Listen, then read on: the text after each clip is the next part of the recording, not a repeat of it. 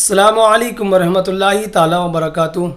आज की इस वीडियो के अंदर हम बात करने वाले हैं कि वो जगह जहाँ पर हिंदू लोग रहते हैं और साथ ही मुसलमान भी रहते हैं, जब कुर्बानी का मसला आता है तो जो कुछ फसादी मुसलमान होते हैं अपनों से इत्तेफाक नहीं रखते, तो वो हिंदुओं के कहने से या उनके डराने धमकाने से वो अंगूठा लगा देते हैं इस बात का कि हम कुर्बानी नहीं करेंगे, तुम लोग जब मना कर रहे हो तो ऐसी सूरत में अब हम कुर्बानी बंद कर देते हैं।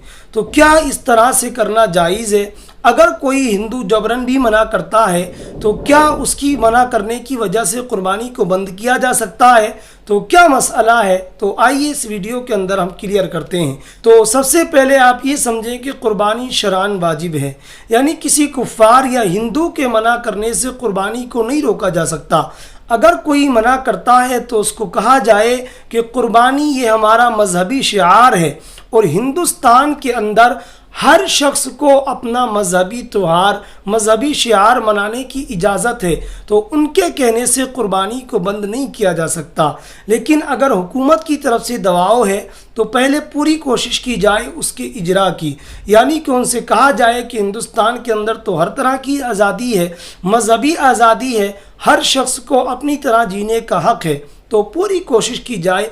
अगर वो मान जाते हैं तो ठीक है, लेकिन उसकी वजह से कुर्बानी हमेशा के लिए बंद नहीं की जा सकती, बल्कि उसके दिफा के लिए आप कोशिश करेंगे, उसको जारी रखने की आप कोशिश करेंगे। लेकिन वो लोग जो इत्तिफाक अपनों से नहीं रखते और हिंदुओं के कुफ़ारों के कहने से कुर्बानी को बंद कर देते हैं, उसको हमेशा के लिए ख़त्म कर देते हैं, तो ऐसे लोग सख्त अहमक और बेवकूफ़ हैं, जाहिल हैं। बल्कि कुर्बानी शरान वाजिब है तो उसको करना ही ज़रूरी है।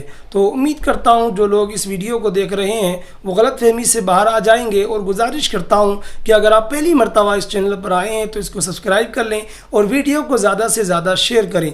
मिलते हैं किसी अगली वीडियो के अंदर, तब तक के लिए खुदा हाफिज़।